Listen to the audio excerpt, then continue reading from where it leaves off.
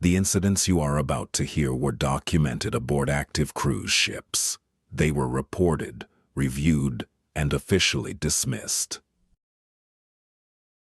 The first time I noticed her was just after dawn, somewhere between Miami and open water, when the ship was still quiet and the Atlantic looked flat and metallic. I was standing at the stern, coffee cooling in my hand, when I saw a woman seated on the same bench every morning afterward, facing east, posture rigid, eyes fixed on the horizon.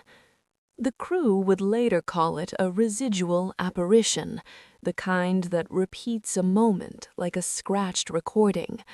What unsettled me wasn't the term, it was the route. Miami to Nassau to Cozumel. I was on my third sailing that season, and she was already there, like she'd never disembarked. Her clothes were wrong for a modern cruise. Pale dress, high collar, sleeves buttoned tight at the wrist. No phone, no movement. She never reacted to the wind or the vibration of the engines.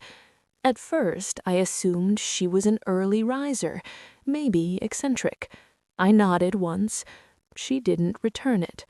Her reflection, however, did, staring back from the glass of the observation doors even when her body didn't move. By the third morning, I mentioned her casually to Mark Henson, the assistant purser, while he logged overnight reports. He frowned, fingers hovering over the keyboard. "Which cabin?" he asked. "I don't know. Stern bench. Same time every day." Mark pulled up the manifest. No one matches that description, and no one boards early at Miami without a badge scan. Cameras would catch it. That night I couldn't sleep. The ship's low-frequency hum pressed into my skull, and every time I closed my eyes, I saw that bench, empty, then occupied. At 5:12 a.m., I checked the internal channel on my phone. The aft cameras were live. On camera 7, the bench was occupied. On camera 8, the angle shifted, and the bench was empty. The timestamp didn't glitch.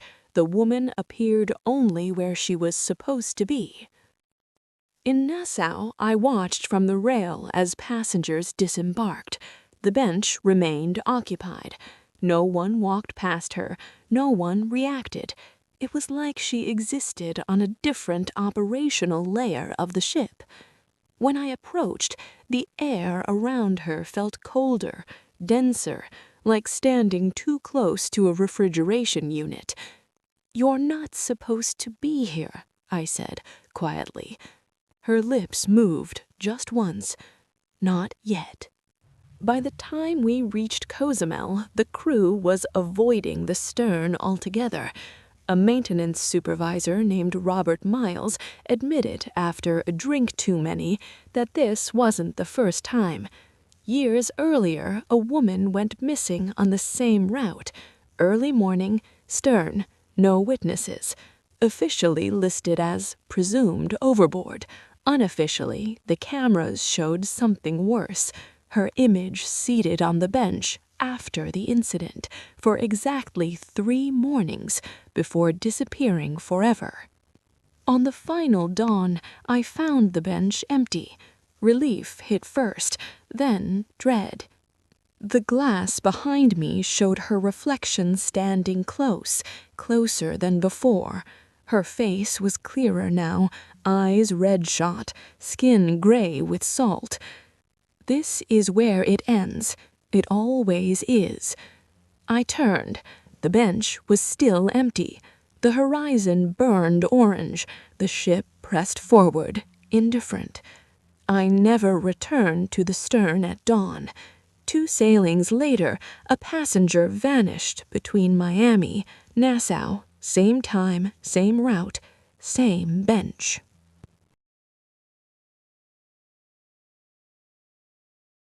I first noticed the shadows on the second night out of San Juan, somewhere past the shipping lanes, when the ship settled into that deep, mechanical rhythm that never quite lets you sleep.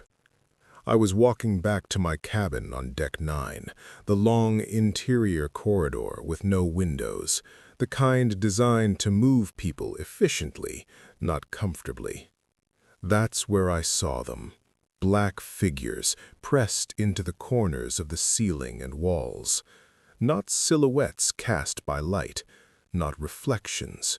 Shadow people, the kind sailors and security guys joke about when they're tired. The unsettling part was how they slid instead of walked. At first, I assumed it was fatigue. I'm a risk analyst by trade. James Walker, 42, Hartford, Connecticut. My job is noticing anomalies and explaining them away before they become incidents. Cruise ships are full of optical tricks, emergency LEDs, motion sensors, recessed lighting that creates false depth. Still, these shapes didn't behave like light artifacts. When I slowed down, they slowed. When I stopped, they stopped too, frozen in the corners like stains that had learned patience. The next morning, docked in St. Thomas, I asked a steward named Brian Collins about Deck 9. "Any complaints?" I said casually. He hesitated. "People don't like walking it at night," he said. "Feels off." "Off how?" Brian shrugged, like something standing too close. That night, the corridor was longer. That's not metaphor. That's perception distortion, a known psychological effect in enclosed environments. But knowing the term didn't help when I saw the shadows again. There were more of them now.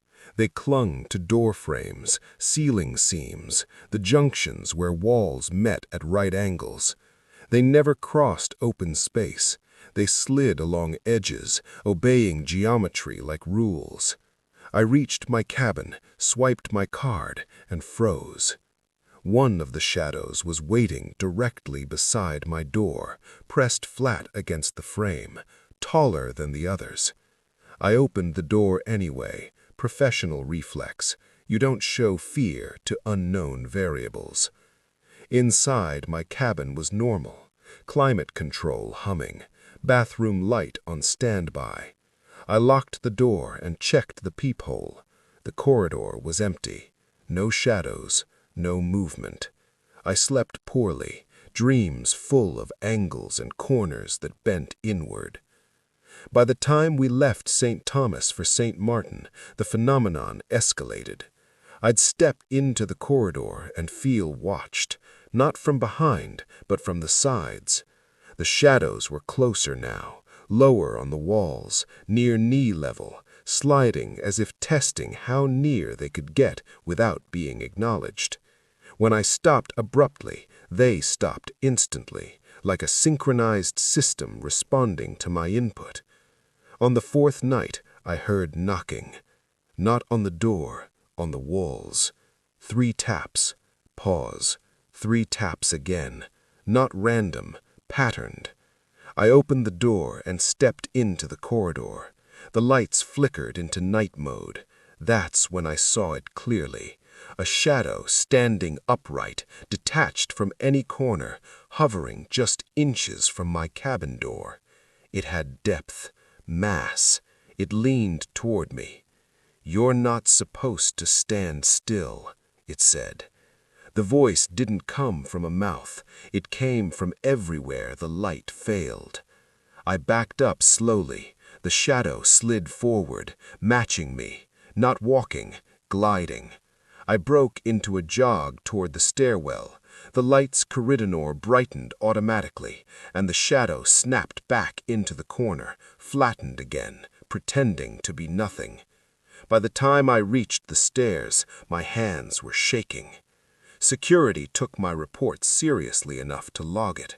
A senior officer, Thomas Reed, admitted something after midnight coffee in the crew mess.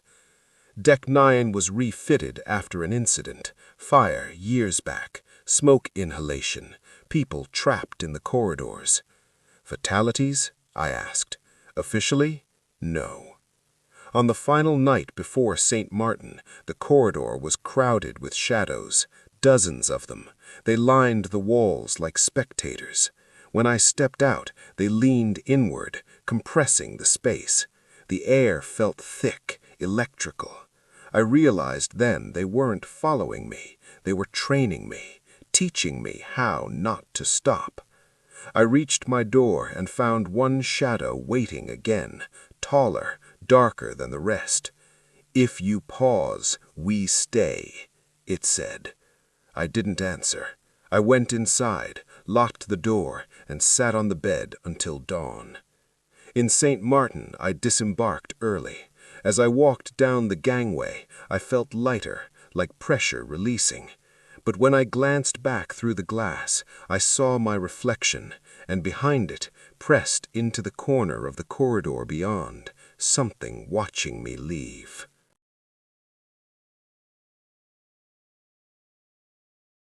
They reassigned my cabin 10 minutes before boarding in Fort Lauderdale, and they did it with the casual efficiency that tells you not to ask questions. I was originally booked midship, Deck 7. Instead, I was handed a new keycard and a thin smile. Cabin 1313. The number wasn't lost on me, but I laughed it off. Cruise ships are floating logistics problems. Overbookings, last-minute maintenance, air conditioning failures. Nothing mystical about it. Still, I noted it. I always note anomalies. I'm Laura Mitchell, 39, compliance auditor for a hospitality risk firm based in Tampa. I spend my life evaluating incident patterns, slips, falls, noise complaints, mechanical failures. Poltergeist activity, if it existed at all, would fall under guest perception issues. That's what I told myself as the ship eased away from Port Everglades and the engines settled into their low, constant vibration. The first knock came that night, somewhere after midnight, as we cut through open water toward Key West. 3 solid impacts against the wall behind the headboard. Not random, measured. Structural noise, I assumed. Thermal expansion. Stress redistribution. Ship's groan. I waited. The knocks repeated. 3 again. I sat up in bed and pressed my palm flat against the wall. The metal was warm. Still. Nothing moved. The next day in Key West, I mentioned it to guest services. The supervisor, a woman named Denise Harper, typed without looking at me. "Cabin 1313, she repeated. "You're sure?" "Yes." A pause. Then, "I'll make a note." That night, the phenomenon escalated. That's the correct term, escalation. First auditory, then kinetic. I was brushing my teeth when the closet door slid open on its own. Inside, the hangers began to rotate slowly, one by one, like they were being turned by invisible fingers. Not swinging, turning, controlled motion. I stood perfectly still, toothpaste burning my gums, and watched until they stopped. I didn't sleep, not because I was afraid, because every time I closed my eyes, something responded. The third night, somewhere between Key West and Grand Cayman, the rules became obvious. The activity only intensified when I lay down. When I stood up, it stopped. When I sat on the bed, it paused, as if waiting to see if I would commit to sleep. The knocks returned, louder now, closer to the floor. Then the bathroom mirror fogged over completely, even though the shower hadn't been used. 4 distinct fingerprints appeared in the glass, pressing outward from the inside. I called security. The responding officer, Michael Brooks, did a walkthrough. He documented everything: the wall, the closet, the mirror. Poltergeist-type activity, he said quietly, like he didn't want the word recorded. "You believe in that?" I asked. "I believe in patterns," he replied, "and this cabin has one." He told me, off the record, that 1313 was always reassigned last minute. Guests complained of sleep disturbances, objects moved, noise complaints that couldn't be replicated during inspections. One woman refused to leave the bathroom all night because the bed felt watched. No official incidents, no refunds issued, just reassignment and silence. That night, exhausted, I tried to force sleep. Professional stubbornness. If the phenomenon reacted to rest, I wanted to test its limits. The moment I lay flat, the room erupted. The bedside lamp slid off the table and shattered. The TV flickered onto static. The knocks became pounding, full hand impacts now, rapid and angry. The hangers spun violently, clacking against the metal rod like teeth chattering. Then the bed shifted. Not shaking, sliding. It moved 6 inches toward the wall, slow enough for me to feel every centimeter. I screamed and rolled off, hitting the carpet hard. The instant my body left the mattress, everything stopped. Silence. Perfect, suffocating silence. I slept sitting upright in the chair, lights on, until dawn. In Grand Cayman, I demanded reassignment. Denise didn't argue. She didn't apologize either. As I packed, I noticed something carved faintly on the underside of the desk. Initials. E.M. Later, I found the story buried in an old incident log. Emily Moore, passenger, cardiac event in sleep. Cabin number redacted. Time of death, early morning. On my final night, new cabin, different deck, I slept normally. No knocks, no movement. But just before dawn, I awoke abruptly, heart racing. For a moment, I could swear I heard it again. 3 measured knocks, not on the wall, on the inside of my skull.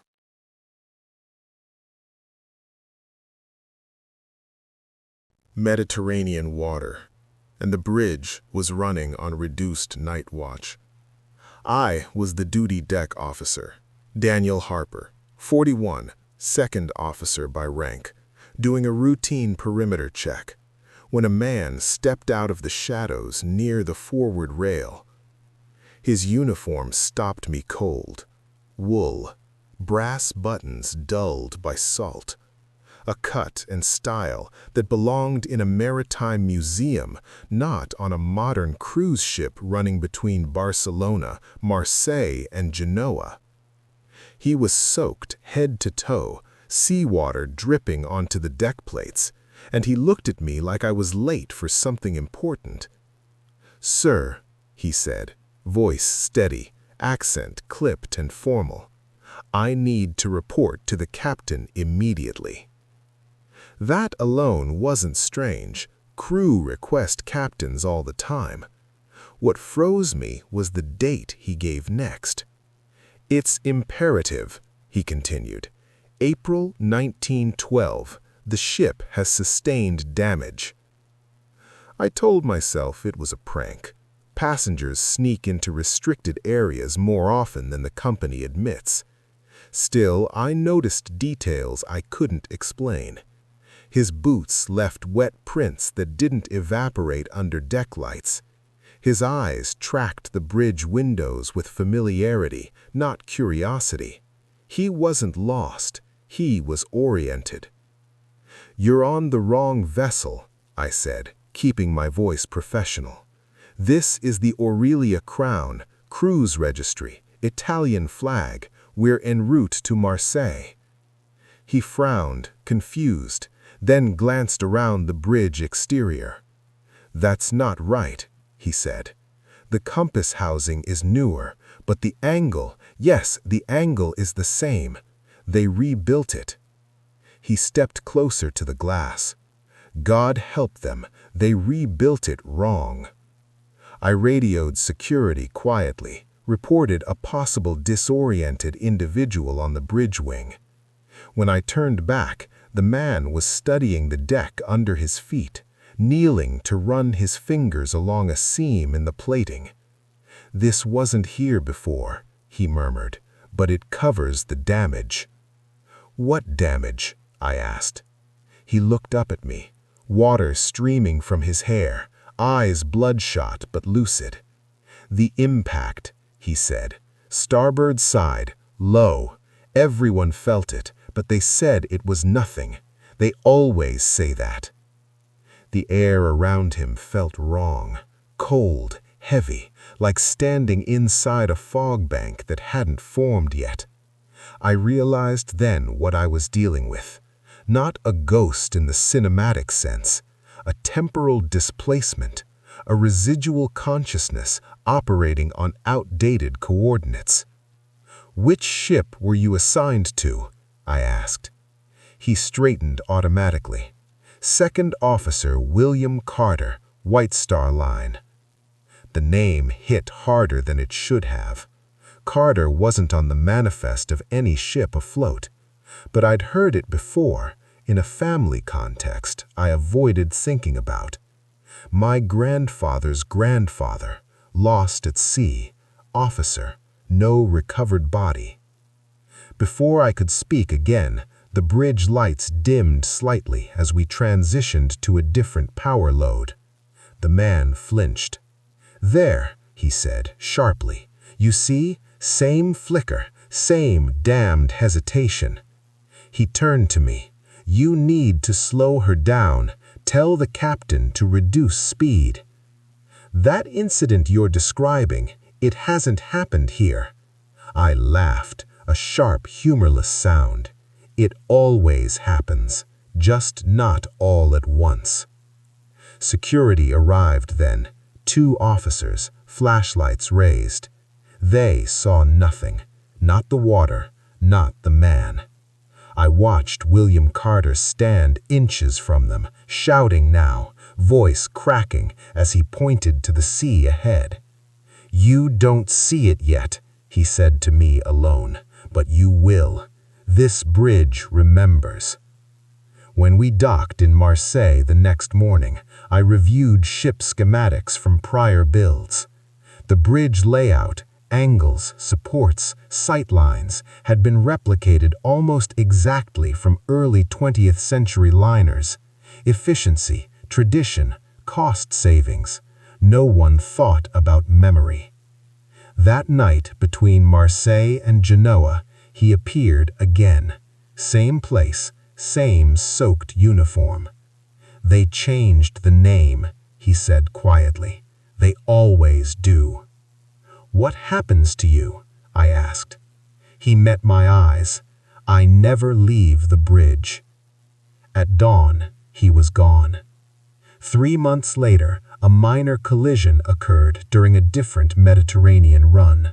Low speed, no injuries, starboard side damage, officially logged as insignificant. I transferred ships the next week. I first saw her the night we departed Seattle, after the safety briefing but before the first announcement about weather conditions in the inside passage. I was walking the forward corridor on Deck 10, the one that leads toward the bow observation lounge, when I noticed a woman standing at the far end of the hall. Same height as me, same navy jacket, same low ponytail brushing the collar. She walked the way I walk, measured, efficient, no wasted motion. The only difference was her face, or rather, the absence of anything behind it. Doppelgangers' sightings weren't unfamiliar to me as a concept. I'm Rachel Morgan, 44, operations planner for a logistics firm in Portland. Ideal in redundancy, forecasting, predictive modeling. But seeing your own duplicate on a ship heading from Seattle to Ketchikan is a different category of anomaly altogether, one that doesn't fit into any standard incident matrix. Before I could react, the ship's PA chimed. "Ladies and gentlemen, this is the captain. We'll be adjusting speed due to fog ahead." When the announcement ended, the corridor was empty. The double was gone. I dismissed it as fatigue, long day, too much coffee. But the timing stuck with me. The appearance, then the announcement, like she'd been waiting for it. The second time happened the next night, deep into the inside passage. I was returning to my cabin after dinner when I saw her again, this time closer. Same clothes, same posture. She stopped when I stopped. When I took a step forward, she mirrored it precisely. Her face was smooth and still, eyes open but unfocused, like a mannequin animated by habit rather than thought. The PA activated again. Attention guests, due to unexpected ice flow, some outdoor areas will be temporarily closed. The moment the message ended, she turned and walked away, toward the bow, toward restricted space. I didn't follow her. Not yet. In Ketchikan, I mentioned it to a crew member I'd spoken with before, a purser named Emily Shaw. "Have you ever had reports of people seeing themselves?" I asked lightly. She gave me a look that said she'd heard worse. "Usually before major announcements," she said, then stopped herself. "You didn't hear that from me." That night the air felt heavier. The ship creaked differently, metal contracting as we pushed north. I woke abruptly at 2:17 a.m. with the certainty that someone was standing outside my door. I opened it and found the corridor empty, but at the far end, near the forward bulkhead, she was there again, waiting. "Stand by," she said. Her voice was mine, flattened of emotion. Impact probability increasing. My stomach dropped. "What impact?" I demanded. She didn't answer. The PA cut in seconds later. "Attention all crew and guests. Please remain in your cabins. We are conducting an unscheduled maneuver." The ship shuddered, nothing violent, but enough to send glasses rattling. I looked back. She was already walking away. By the time we reached Juneau, the pattern was undeniable. She appeared seconds before every announcement. Route changes, speed reductions, course corrections. Not reacting, anticipating, like a system notification rendered in human form. On the final night, I followed her. She led me to the bow observation area, deserted and dark, northern lights faint on the horizon. She stopped at the glass and looked out.